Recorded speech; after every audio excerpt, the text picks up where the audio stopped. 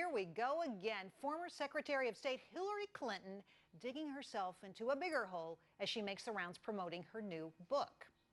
We all remember when she made her comment about leaving the White House, quote, dead broke. Well, she's at it again in an interview she did with The Guardian.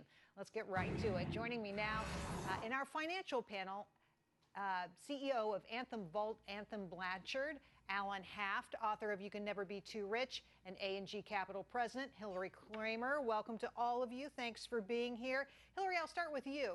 So this just struck me as crazy, Hilary saying that she's not wealthy. How did you respond to that? She's filthy rich. It's a disgrace, and Hillary Clinton has dug her own hole. She will never be president of the United States after a comment like that. She'll never get beyond it. The whole reason that Bill Clinton became president in the first place is he was that everyone's man, and he spoke to everyone, and now they are in the inner sanctum.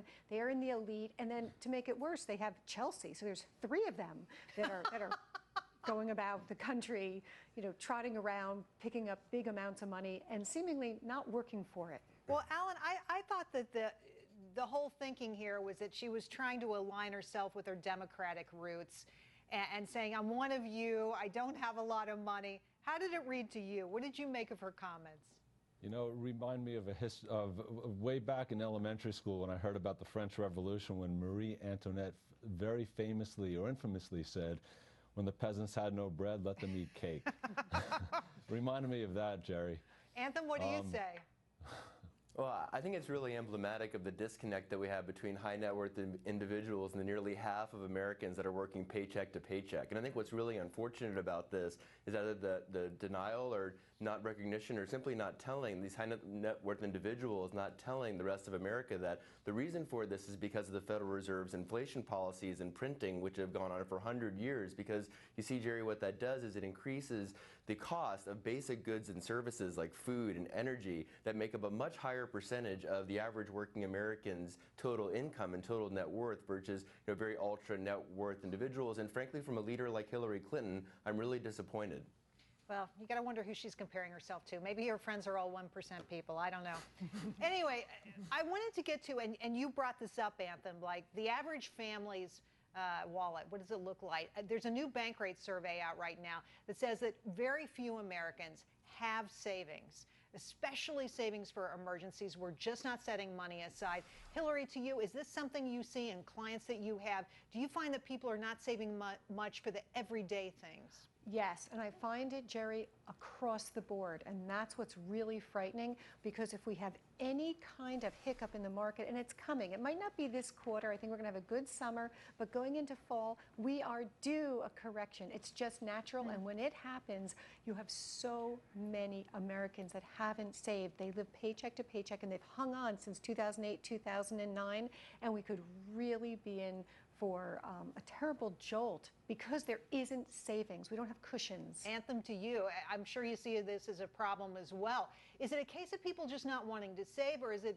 people are underemployed or unemployed still, even now, even this deep into the recovery? What's it going to take to get people focused on their financial bottom line?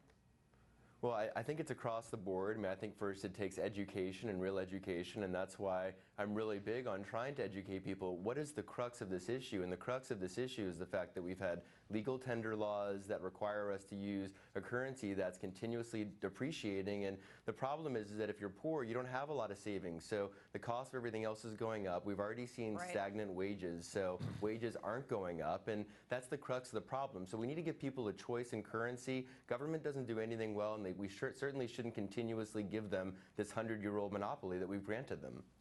Alan, we talked earlier in the day about a new survey that shows that folks should change jobs to get a pay raise, because if you stay at the same employer for a long time, you're not going to get big bonuses, big money over time. These folks right now experiencing 3% wage increases, and inflation is taking away the vast majority of that.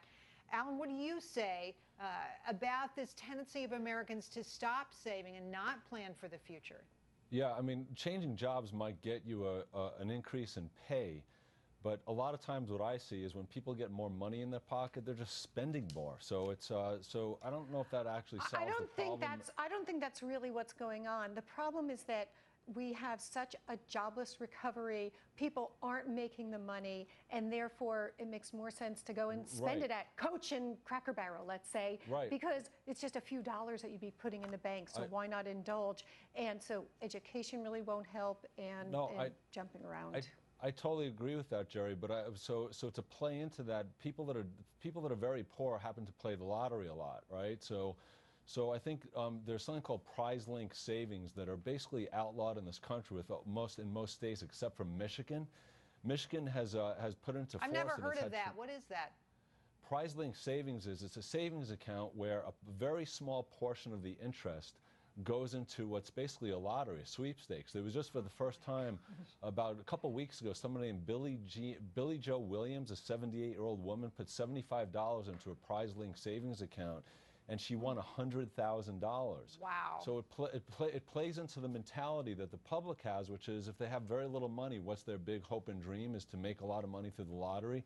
So this kind of solves both parts of it. But the problem is, I don't think it solves anything at all, I got to tell you. I think wagering away, betting away your savings is always a bad idea. Unfortunately, I'm sorry, it's not wagering away the savings, it's saving money with a very small portion of the interest going into a sweepstakes, and it's been very successful around the world. It can't be adopted here in the US. We'll check it out, Alan. It sounds like an interesting idea. We'll have to do a segment on it. Thanks for coming on, Alan. Hilary, Anthem, great to hear from you.